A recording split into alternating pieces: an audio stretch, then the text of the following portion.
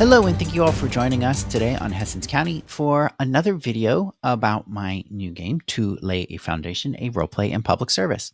If this is the first video about this game that you have found, I would recommend checking the video linked in the info card.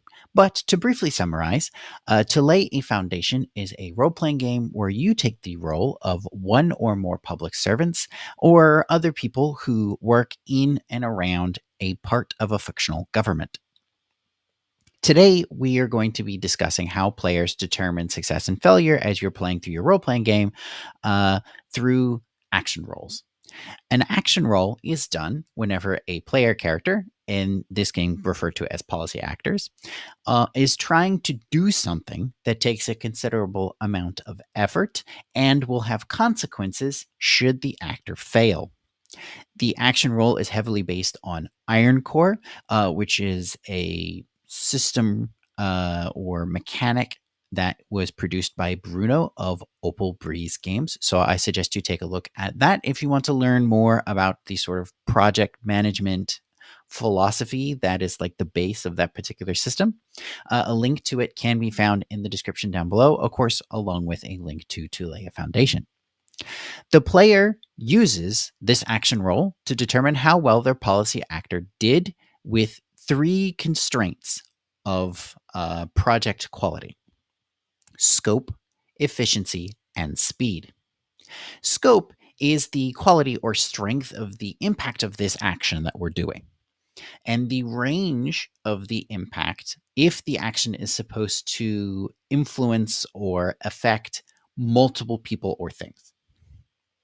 Efficiency is how cheap the action was for the actor, such as in material cost, social political capital, energy, or so on.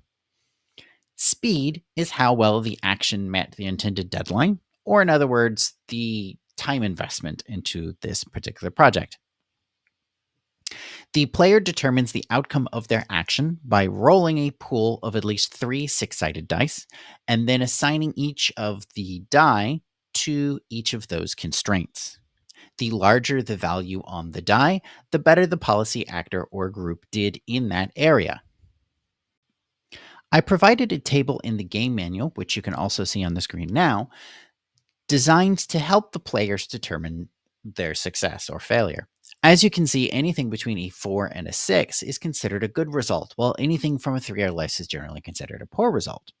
Getting mostly good results would be considered a successful action, and getting mostly poor results would be considered a form of failure.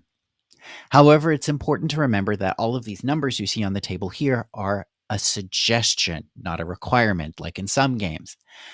For some tasks the policy actor is trying to accomplish, some of these constraints could be of later or lesser importance than the table would normally suggest.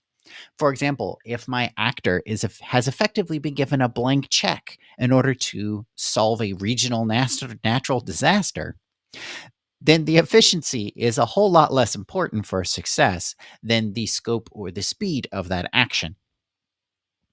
In these cases, it would be more important for the group to move the split between those sort of good and poor results, either up or down, for each of the constants that might be of differing importance towards the objective of the roll. So those would be for like really drastic things. But if your roll is pretty average, then you can just use these numbers as they are. Now, let's create a practical example. My policy actor, Uthman, was asked to complete an evaluation on a training project that their office runs. I rolled a 3, a 2, and a 5. I only really have one good die, as you can see. So unfortunately, I need to decide what needs to be prioritized. Uthman's well-being, or the efficiency of the action, getting the task done in good time, or the speed of the action, or producing that high-quality report that the scope would influence.